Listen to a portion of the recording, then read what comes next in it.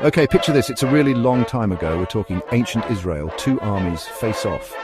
The Israelites and the Philistines. Things are tense. Nobody wants to fight. Enter Goliath. Not just any guy. He's a Philistine giant. We're talking huge. He challenges the Israelites. Send your best guy. We fight. Winner takes all. For 40 days, Goliath repeats this. 40 days. Can you imagine being that cocky? The Israelites terrified. Nobody wants to fight Goliath. Nobody, that is, except our boy David. Now, David isn't a soldier, he's a shepherd. Yes, a shepherd. He takes care of sheep, not exactly warrior training. David's brothers are soldiers, though. They're in the Israelite army. David's dad asks him to take food to his brothers and see how they're doing. Little does he know, David's about to become a legend.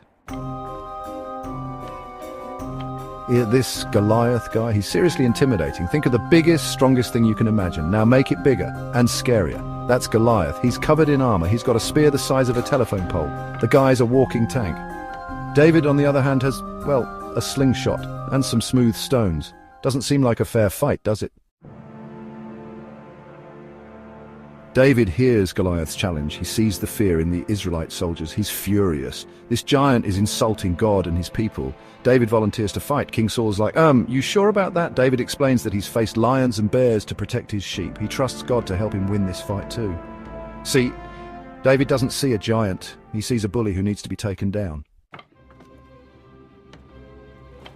Section 5, slingshot versus spear, and the winner is...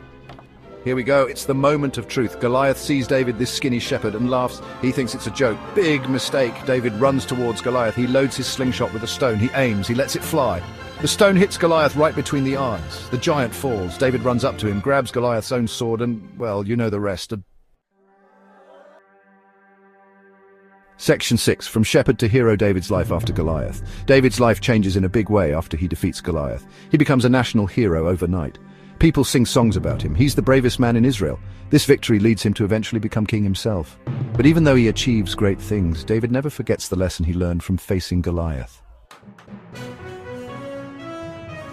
Section 7, underdogs unite. Modern Davids among us.